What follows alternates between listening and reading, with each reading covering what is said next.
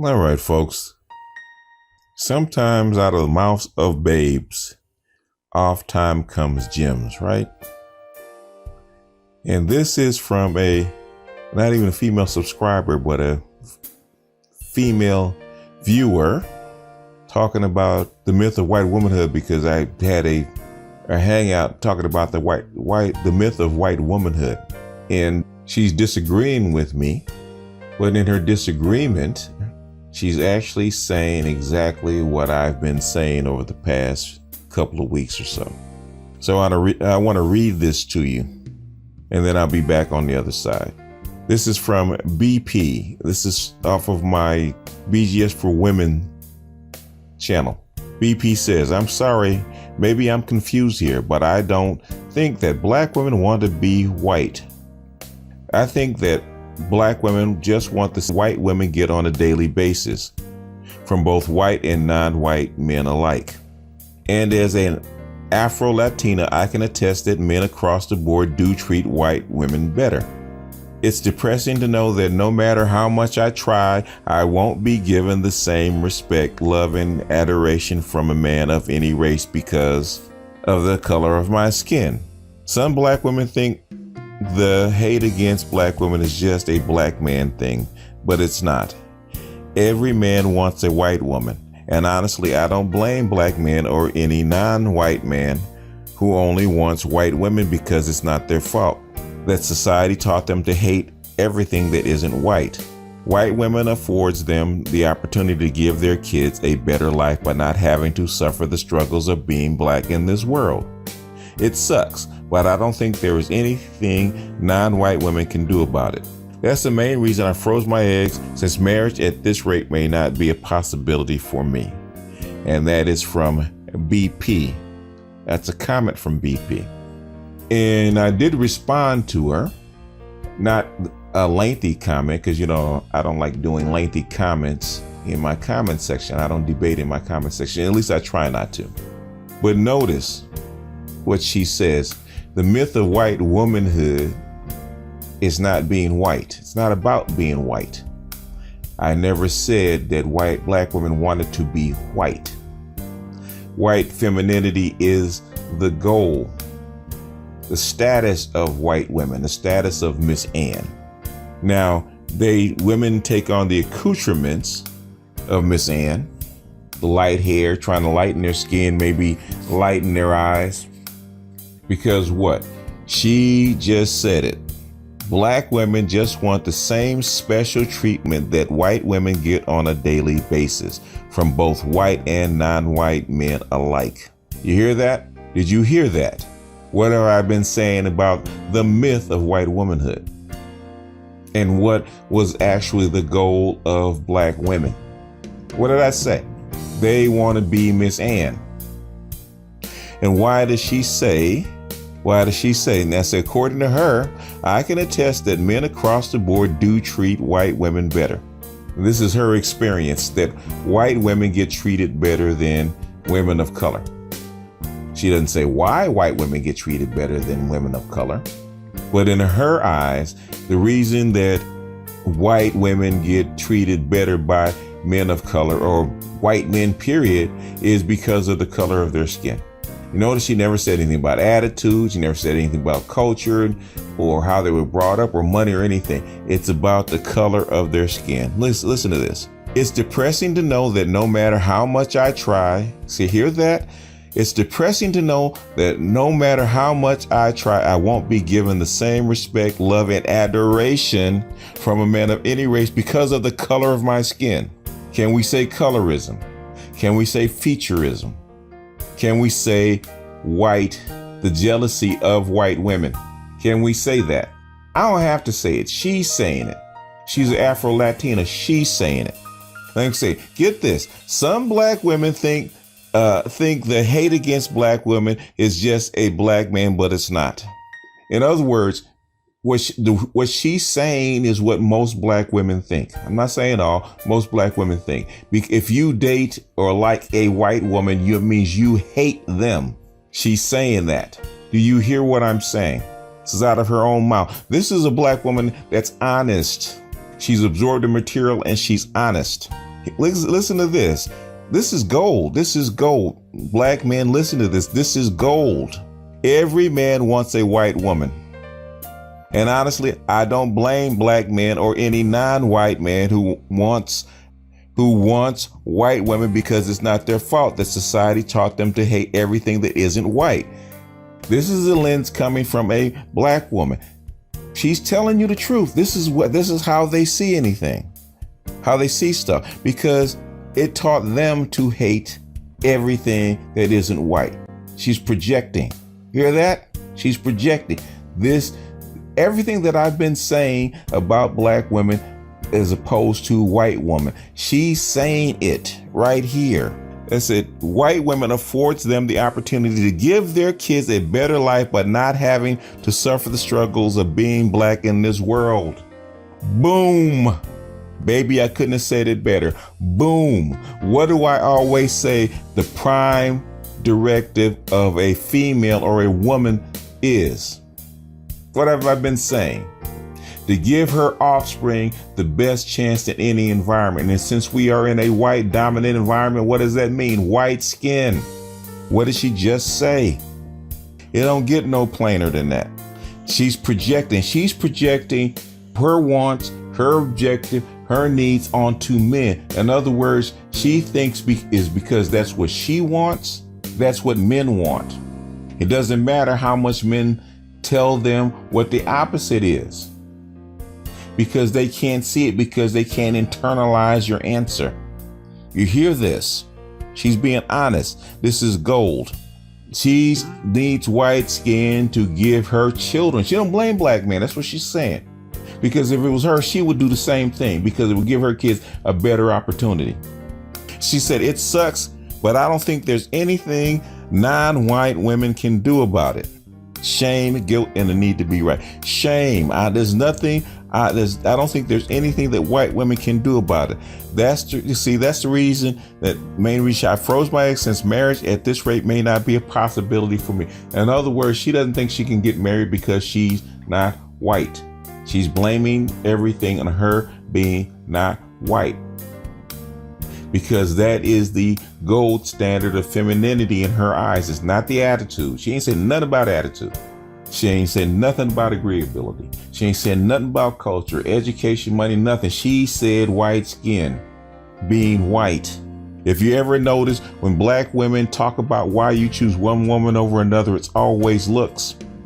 If they always say that you prefer a white woman because of white skin. And they think that every man on the planet wants a white woman, because if it was her, she would want a white woman. Do you hear what I'm saying? Do you hear me, fellas? This is coming from a woman. I have talked about the myth of white womanhood for about 2 weeks. And I think I have about 6 videos on it. And, 6 videos plus some hangouts on it. And sometimes I'm rather forceful. My language can be rather strong. But then what I notice is that I've done 6. Now, one has done more than all the other, twice what all the other ones combined are. Twice. I've done 6, count them, 6 videos on the myth of white womanhood, and even one where there's including men. I have a video that's actually going bonkers. It's got over 2,000 comments. In 10 days, it's got 2,000 comments and damn near 50,000 views. And I don't have a channel that should be able to generate 50,000 views and 2,000 comments. But the other ones, I think the highest one of the other ones that I did, I think the original one, Myth of White Womanhood, only got like 9,000 views. Now, why is the original one where I actually posited this only has 1/5 of the one that's most popular? That's almost just damn near viral. You know what the difference is? Is that the one that's going viral has James Earl Jones with a white woman. And the first one was the myth of white womanhood and black female jealousy. And every woman to a woman said it wasn't because of white women, that they weren't jealous of white women and they didn't have a low level hatred for white women. But when they saw James Earl Jones next to that white woman, and he was giving sisters a pass. If you listen to what he was saying, he wasn't throwing sisters under the bus. He was saying that they are the way they are. One, because of the system, and two, because black men let them down, whether it was their fault or not.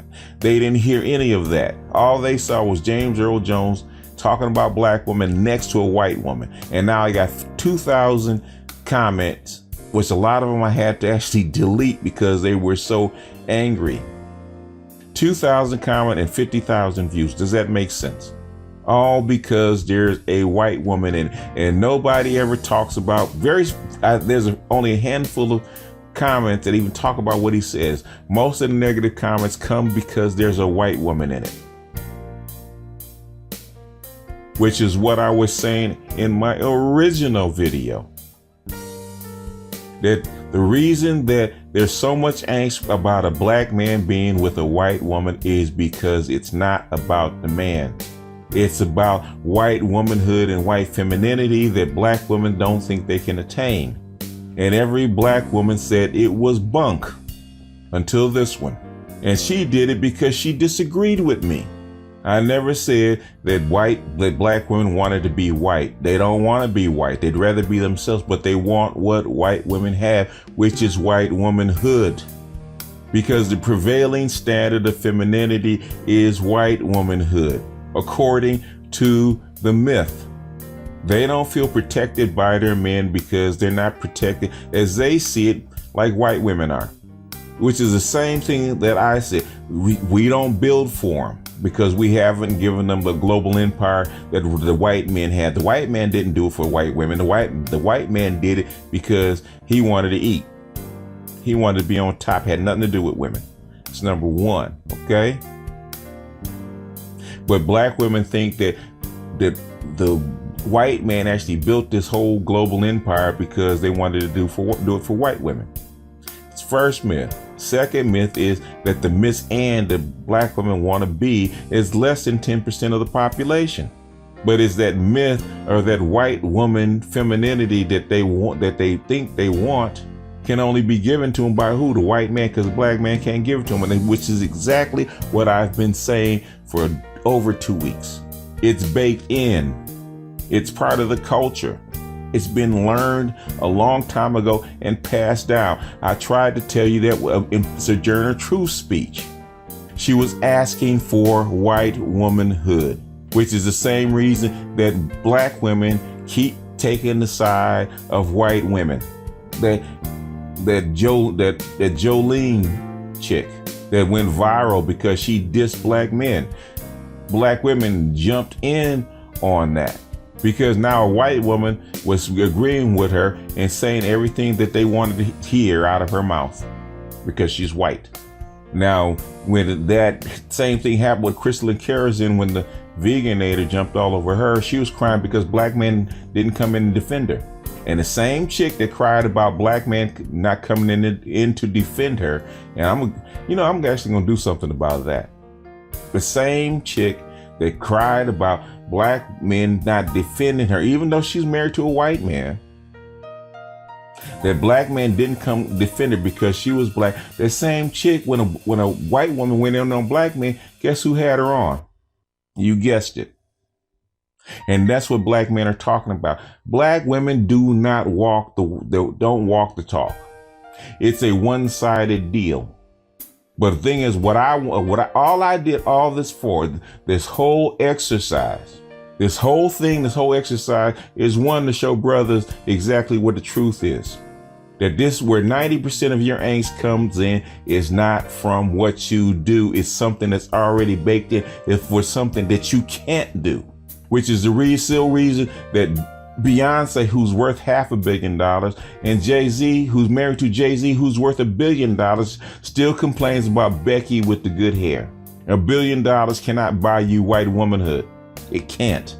Make you feel better about it because you can get on a private jet and you can take fancy vacation, make you feel better about it, but it still doesn't satisfy you because he can't give you white womanhood, which is the reason Serena Williams married a white dude who's worth 1/10 of what she's worth. less than a tenth of what she's worth. And she's happy with it because he can elevate her in her eyes to what she wants, which is white womanhood, at least for now.